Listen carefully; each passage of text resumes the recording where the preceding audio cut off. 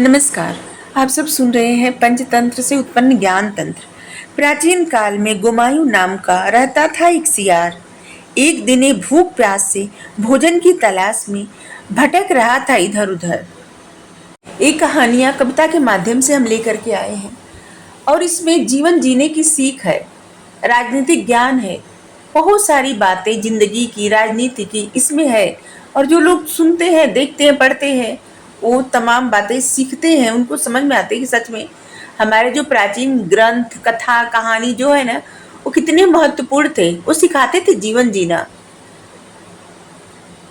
दिल में बस यही उम्मीद था पाला, कहीं कुछ दिख जाए, बना ले उसे अपनाने वाला। भटकता हुआ वह पहुंच गया जंगल में ऐसे स्थान जहां कुछ समय युद्ध हुआ था। दिख रहा था युद्ध की पहचान, खत्म हो गई थी युद्ध की सारी पहचान। झाड़ी में एक दमामा था, युद्ध का आखिरी निशान। धीमी धीमी चल रही थी हवाएं, दमामे से टहनियां टकरा जाती। इसमें दमामा रह रह कर बज उठता, विचित्र सी आवाज सुनाई पड़ता। गुमायूं का ऐसी आवाज से अनजान, गुमायूं था ऐसी आवाज से अनजान। सुने ऐसी आवाज, उसके तो निकलने लगे प्राण।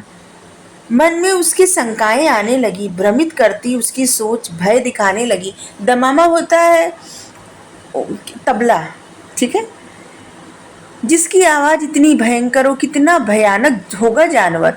वह सहमा हुआ सोचता जा रहा था, उसका काल उसके नजदीक आ रहा था। वह अपने प्राणों को बचाना चाहता था, दुम दबाकर वहां से भाग जाना चाहता था।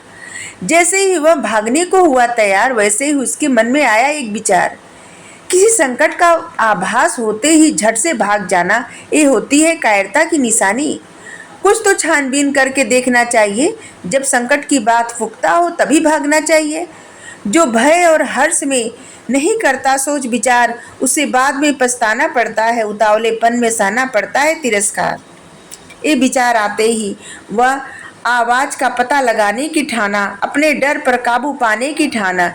जी कड़ा करके बढ़ने लगा धीरे धीरे दमामे की ओर। देखा तो समझा दमामे पर पत्ते गिरने का हो रहा है शोर। जब वो देखा टहनियों से पत्ते गिरने का है शोर, तो देख कर पहुंच गया शोर की ओर। दमामे के पास पहुंचकर ये पता लगाया, सिर्फ पत्तों की आवाज है और कुछ सुगबुगाहट ना पाया। कुछ डरते डरते दमामे पर हाथ जमाया, हाथ लगते ही दमामे से आवाज आता पाया। अब तो हो गए उसके सारे डर दूर, उसकी तो पौ 12 हो गई, खुशियों से हो गया वो चूर। इतना मोटा तगड़ा जानवर सामने ही खड़ा था, उसमें भागने की ना थी ताकत, वो ऐसे ही पड़ा था।